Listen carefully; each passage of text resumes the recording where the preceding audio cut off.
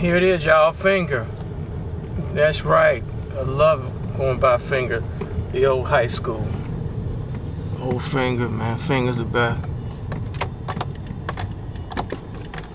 Let me, there we go. That's Finger. Let me make the turn. There you go. Oh, Finger, Finger, Finger. Hail to thee, my alma mater. Roosevelt. It ain't Roosevelt Franklin.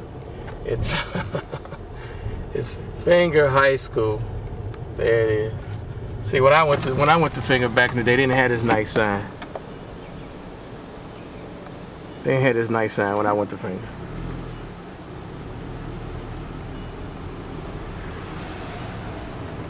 There you go. 32 years ago, y'all. 32 years ago, I walked out of this place and dropped out like an idiot. A 17-year-old idiot 32 years ago. Don't make no sense. Ignorant. Ignorant. And, you know, that's life. Life is good. But most of these public schools are not really good for the students because it's the system. It's the system. See, the better schools have the better teachers, the better parents, the better students. Finger's okay, but they ain't got that. Not to put anybody down. That's just the truth, y'all. There it is. Love it. Finger, Finger, Finger. Alright. Enough romanticizing. The Finger High School's in a really, really nice neighborhood. Look at these beautiful homes. Beautiful homes. Beautiful homes in these really nice neighborhood here. See, this was top shelf back in the day when it was all white. Now, I'm talking about 40, 50, 60 years ago. 70 years ago when it was all white. And the neighborhood changed. And I mean, most African Americans, you know, most of us keep our neighborhoods nice. You know, clean neighborhoods, safe neighborhoods, best we can. Now you go across the railroad tracks, it get a little tougher. That's when it get kind of scary. Look at this beautiful street over here. Nice people, and that's what it's all about. So we can make these neighborhoods real nice, but if you go a few blocks over here and a few blocks over there, and that's where Pookie and Ray Ray live. And every block in an African American neighborhood, or every other block, has a Pookie and a Ray Ray. So here's abandoned home. This is all up in Chicago. Abandoned homes, you know what I'm saying? Because of the recession, destabilized families, yeah. Here we go. That's how it is. These are some newer homes they built before the crash. Those are nice. That's before they built these homes before the crash. 111th Street. Let me turn over here. All right. See, back in the day, there was a bowling alley over here on 115th near 116th Street. I forgot exactly where it was, but it was somewhere here. It used to be a bowling alley, and it was all white folks. Then African Americans, as we moved in, we took over the bowling alley. Now the bowling alley's gone, and there's a few bowling alleys in the African American community, but there would be more. But we don't know how to act because we want to fight.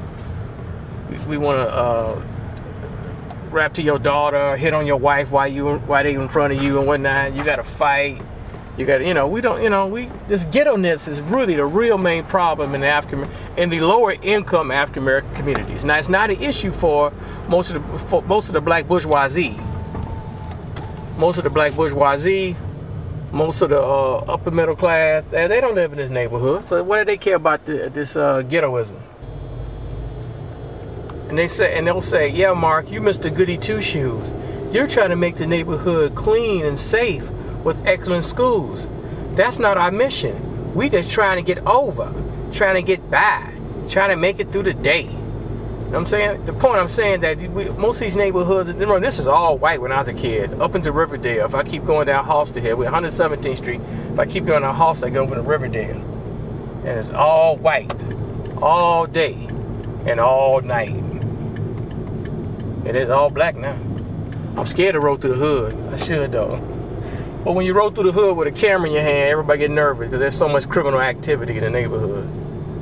Because they're trying to make it so they, you know, they commit crimes. Used to be some railroad tracks here. They took the railroad tracks out. Now it's like a walking trail. All right, let me shut the camera off before they come get me.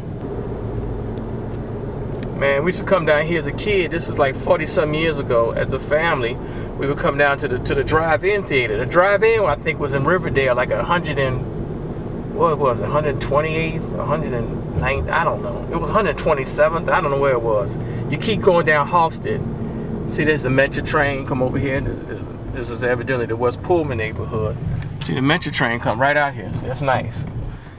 The Metro train, because we way south. We're like 119 blocks from downtown, from Madison Avenue downtown. Madison Street, rather. 122nd Street. We're 122nd from Madison, south. So you see how far we are. West Pullman. The hood, where your peeps live. The hood, where your peeps live. Where the Arabs and the East Indians run all the businesses, and the Asians run the hair care stuff. Yeah. Here's a bowling alley. Y'all kept this one up going though. Oh, I don't know if it's open or not. See, bourgeois Negroes like me, or pseudo-bourgeois Negroes like me, don't go there. We don't like to interact with the underclass.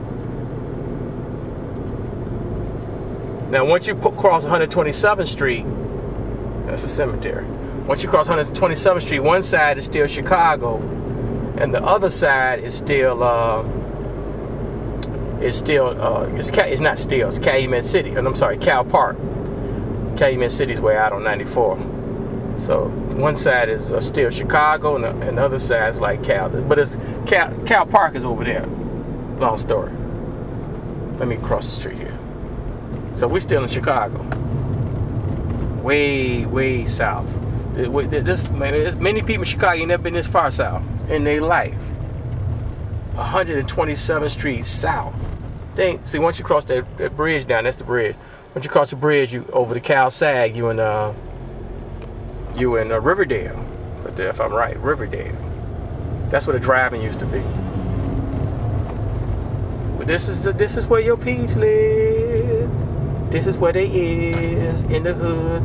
So these neighborhoods, you don't move into these neighborhoods like this. I should go over the bridge. I should go over to Cal Sag. Okay. So a lot of us, we don't move in these old neighborhoods because you move in by default because grandma died and gave you the house, auntie died, and you moved into the house. You don't say, wow, I really want to move here because it's a nice neighborhood, which is that our nice people live here. There's a church. It's actually Dwayne Wade's mother's church. You can't really see the sign. That's Dwayne Wade's mother church. 129th in Halsted. Now I'm going over the bridge to Cal Sag. Maybe I should stop it and show you the Cal Sag. I don't know if you can see it. The Cal Sag. But you know, they got a really nice marina over here, believe it or not. Really nice marina. Where these boats are, even further down. Nice little restaurant and stuff. Amazing. See, now I think I'm gonna see the sign that see the blue sign. You can't really see the blue signs. The blue sign, street sign, the blue street sign. That means we in Riverdale. Like a Joe Louis golf course. It's nice. It says Riverdale first, then it's Harvey on Halsted. Riverdale, then it's Harvey. Where your peeps live, they in Harvey. The hood. That's the hood too. Let me turn around. Let me go back to the city. Across the city limits. See, that's the sign, Riverdale. I remember when Riverdale was all white. Riverdale was all white, and then it turned all black. That's how it go. Ain't that America for you and me? Now I'm going back northbound over to Cal Sag. I'm going back northbound, back into Chicago. That's the Cal Sag, which is nice. I think you could take this Cal Sag out to Lake Michigan. I'm not a boater, but people have boats out here, and they have a little marina over here, and take the Cal Sag. I think goes out to Lake Michigan. It's a pretty decent pocket. over here. I don't know what this neighborhood is. I don't know if they call this probably West Pullman or not. Y'all got to tell me. I got to roll through them. I'm running through early the Memorial Day weekend in the morning because I can't roll through with a camera in my hand, you know, unless it's kind of concealed. 129th place in Emerald. 129th place in Emerald. Way out south. 129 blocks from Madison with downtown. Clean neighborhoods. Safe neighborhoods with excellent schools. Clean neighborhoods. Safe neighborhoods. Now you really can't tell. See the buildings are nice. People can cut the grass, all nice. See, most people in the African American community are really nice, upstanding citizens. You just always have a few fools on one of the blocks that mess it up. Then on some blocks you have a lot of fools, and we can't stop this crime and this foolishness because mama, grandmama, the aunt, and the uncle are protecting their son, grandson, or nephew who's committing crime and destabilize the community. Now, if I have the statistics before I left the house, because I worked late last night, I'm tired. I came home like 5 in the morning. But the point is that if I had the statistics, the police statistics, you go online to the police department website or everyblock.com, you see some of the statistics. But the Chicago police website is an excellent, excellent website. Tell you all the crime, all the breakdown. And if you see the crime, then you'd be kind of scared to come here. Then that's if you kind of real bougie.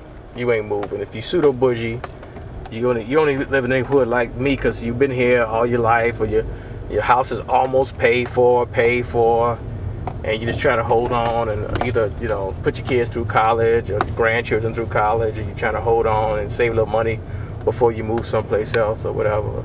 Or you just say, hey, I got my house is paid for. I live in an old neighborhood and that's cool. I can make it. You know what I'm saying? Because when it's all said and done, you're just trying to make it. But we want clean neighborhoods, safe neighborhoods with excellent schools. I don't even know what the nearest grammar school is over here. I'm like at 127th and, man, where am I at? Parnell or something? I'm at 127th and Wallace. That is 100, I don't know if you can see the sign, 127th and Wallace. I'm way out here. A lot of folks don't roll way out here. They really don't, because it's far south side. On TV news, they call it the far south side. Clean neighborhoods, safe neighborhoods with excellent schools. So if you're watching this on television, public access here in Chicago, you may not even watch, this is probably kind of boring. So if you just watch a few seconds, all I want you to hear is clean neighborhoods, safe neighborhoods with excellent schools. Clean neighborhoods, safe neighborhoods with excellent schools. That means, in the neighborhoods like this, you see people throw paper on the ground. They play loud. And see, that's what makes the neighborhood sort of ghetto. Because you have people that weren't raised, because of the breakdown of family. We know white supremacy and white racism and white bigotry is the root cause of all our problems. And slavery, African Americans, we were taught to distrust each other. And the manifestation of that, the modern manifestation of us not being trusted is that everybody else runs the businesses. The Koreans, the Arabs, the East Indians, they run all our businesses, and a few other people from around the world run our businesses because we don't like each other. And plus, the bourgeoisie wanted to be integrated and assimilated to white mainstream society, which is cool. I understand. I ain't mad at them per se. I used to be, and I'm trying to get more mature about these things. And so the people that should be running our businesses in the African American community run the businesses. They're managers and get MBAs to run major corporations, and so they ain't rolling around in the hood. That's just how it go. I don't even know what street I'm on, man. Oh, this is the hood, y'all. Getting kind of funky. I was trying to run into Ralph Metcalf Grammar School. Man, I should, like I said, when I just got up and out of bed, barely brushed my teeth, got in the car, and started rolling through the neighborhood, because I forgot what Ralph Metcalf School was. You know what I'm saying? Let me come over here. That's like on Parnell or something. We at 123rd Street in Union. Oh, I can't go down. I'm trying to go south. I can't go south no more on these streets. That's how it is. Clean neighborhoods, safe neighborhoods with excellent schools. If we can just get these mamas and these grandmamas to act right, to raise their boys right. Don't let the mama, grandmama, do not let your boy run around in the street when he's 5, 10, 15 years old. He has to have structured activities. He runs around the street at 5, 10, 15 years old, whatever, he's going to be a gangbanger. He's going to be a criminal. Now, yes, there are some exceptions, I know that. But 9 times out of 10, your boy run the street, he's going to get in trouble. He'll get into some trouble or cause trouble from somebody else. It just never ceases to amaze me how, let me say it again, people will get offended. Black women are the main reason that the African American community is imploding. Let me clarify that. What I'm trying to say is that the powers that be, either intentionally or unintentionally or whatever, have divided the black man from the black woman and the black children. Here we is. There's an abandoned house there, 123rd Street and somewhere. I had to shut the camera down periodically because people start mean mugging me, and I got to be careful with a camera in my hand. Mean mugging. Man, that's a nice house here, evidently. Very nice house, but it caught on fire, so odds are this house will not be repaired. It's going to have to be torn down. I just want to know how long it's going to be like that before they make the ruling to tear it down. This is an eyesore, 123rd Street. I was saying, guys, be careful because these folks be mean mugging you as I roll through with my camera. So you got to be careful. I think this is Ralph Metcalf School right here. 123rd and Normal. Let me make the turn here. But I was trying to clarify that the dominant society, well, I got to go around. The school is over there. The dominant society, the powers that be, they haven't intentionally or unintentionally destabilized the African American community. The welfare system, crack cocaine, AIDS, the criminal justice system, inferior public schools, inferior teachers, the deindustrialization of America. There's a lot of different factors. Some are intentional, some are unintentional. Have just totally destroyed and destabilized the African American community. It's the best of times and the worst of times. We'll see people like Will Smith and Oprah Winfrey and all the other entertainers and athletes who are millionaires and billionaires. But most of us, like most Americans, are paycheck to paycheck. Mark Sims is paycheck to paycheck. See, I should have been a good Negro and played the game, and I wouldn't have had these problems. But I wanted to be an avenger. I wanted to tell the truth. See, we all had to make the choice. Do we want to blend into the mainstream society and become homogenized, and so we can blend into this mainstream society, become homogenized, or become marginalized? Yes, marginalized, on the margins of society. So that's where I am, on the margins of society. It's a nice park over here. I dare not roll through at night though. Is this one way or two way? I can't tell. I should know the park because it's West Pullman Park. You idiot. West Pullman Park. West Pullman Park, where your people is. Like I said, most of the people in these neighborhoods, they've been here for 40 and 50 years. They're good people. They're doing the best. It's just like there's always a few families who, they let really, like I said, it's really black women. Black women have these children. And if I came to that black woman when she went, I'm saying the same thing over and over again to y'all get. If I came over and say, baby, this is how you're going to need to raise your boy. You don't tell me how to raise my son. Just take your stupid behind over in your back to your neighborhood where you belong.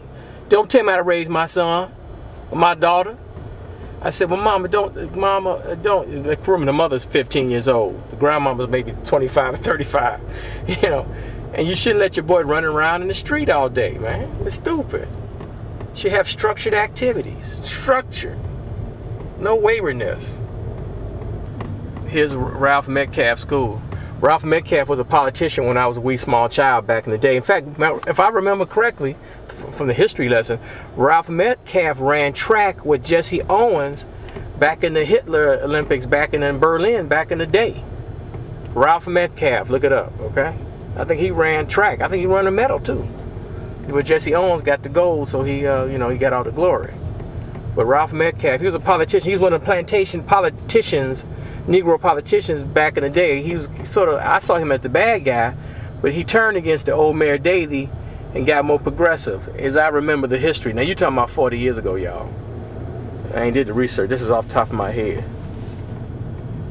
100, let's see. So over here, over here, 124th and Parnell. 124th and Parnell. Ralph Metcalfe School.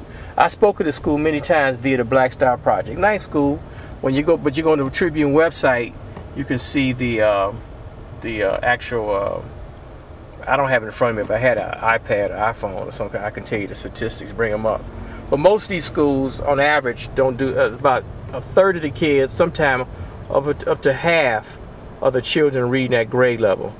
The majority of them do not read at grade level. Majority of them probably go to schools like Finger. Majority of boys, especially, are not going to go to college. And if they go to college, they're not going to finish college. And here we is. It's not. And that's not to put down Ralph Metcalfe School. All right, where was I? Okay, I've talked to the teachers. It's the system. What you got to make a good school. If you want to make Ralph Metcalfe, which is an average grammar school, and Finger, I showed you earlier, which is an average grammar high school, and some people say they're below average high school, below average grammar school. It's like Papa John's pizza. You know what I'm saying? Better ingredients, better pizza. You know what I'm saying? Papa John's. So you have to say, you know, to make the school better, you need better parents, better students, better teachers, better curriculum. I mean, that's just, you know, and that's what the argument is. I need to, my partner, let me go a little further down. What I'm saying is, I'm going to ask somebody to do some research, or do some emails, send some emails out, and I want to ask someone that a school like Ralph Metcalfe, any school, Finger High School, Robeson, any of these average or below average African American schools here in the city of Chicago, and that's, let me just forget the race, do demographics, I mean do class, lower income public schools. At some point, the system, the way it's set up, can only do so much, because if you have average parents and average students and the worst teachers or average teachers, the test scores, the grades can only get so, they're going to peak out. They can only do so much. It's just like a person, the old Peter principle, the person rises to their level of their incompetency. I think that's how it goes.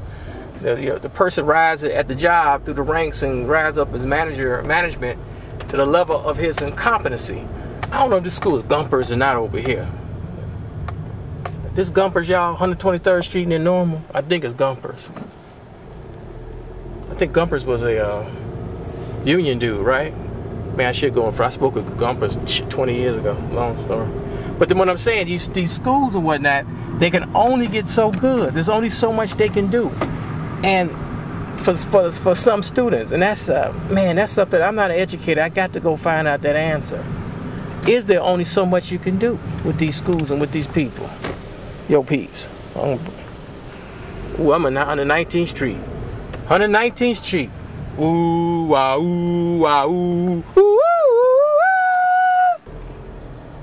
That's right, y'all. This is 119th Street. I'm talking about ooh, wah, ooh, wah, ooh, ooh, ooh, ooh.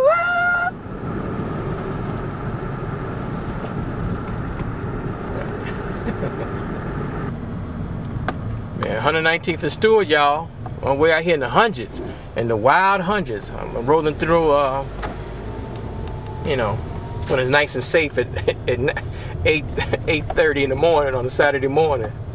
But roll through here at night. Ooh, ah, ooh, ah, ooh, ooh, ooh.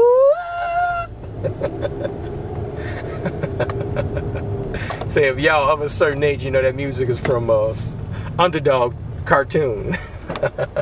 When you had Simon Bar Sinister and everybody rolling through, acting a fool.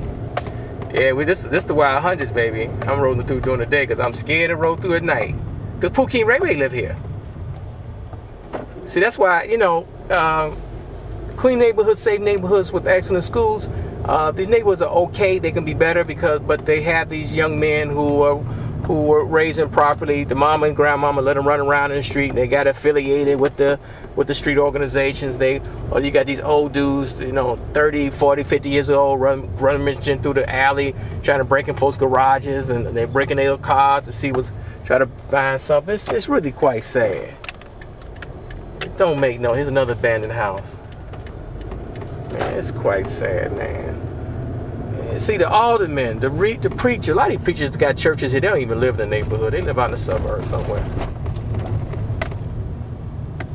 It don't make no sense, y'all. It really don't make no sense. Clean neighborhoods, safe neighborhoods with excellent schools.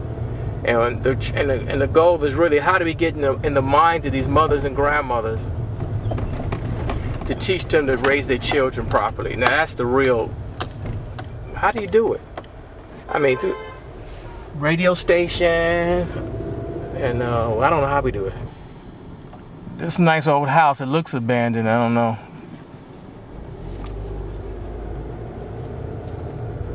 So that's the whole thing. How do we get this mother and the grandmother to raise their boys properly so they don't be right here robbing people, mean mugging, walking through the alley all night trying to get some opportunities to break into somebody's garage, break in somebody's car and steal something so they can hustle. Yeah, this is what we up against, y'all. I don't even know what street we on. We're like 117th Street. 117th Street and where we at? Wallace Low.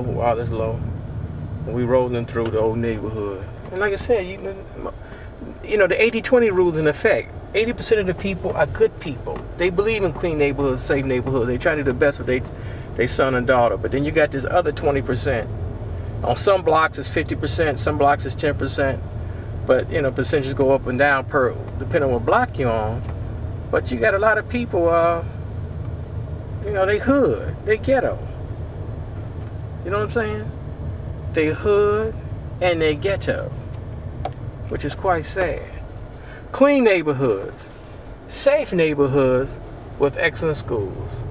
Clean neighborhoods, safe neighborhoods with excellent schools. That's what we want. Yeah, this is what we want. The old neighborhood, y'all. Yeah, we can't bring it back to where it was 20, 30, 40, 50 years ago. Or when I was a kid 40 years ago. When I was in high school 35 something years ago. We can't bring it back. We can at best, we can just stabilize it. Try not to make it even worse. Clean neighborhoods, safe neighborhoods with excellent schools. And the goal is trying to get in the minds of these mothers and grandmothers to help them raise their boys properly. So they don't be out here mean mugging, beating people up, playing loud music, throwing paper on the ground. So that's the goal. Clean neighborhoods, safe neighborhoods with excellent schools. Maybe we're able to do this. Make the neighborhoods nice, safe and clean. Stop all these murders, make the schools better, value education. It's a dream, baby, it's a dream, but hey, sometimes dreams do come true.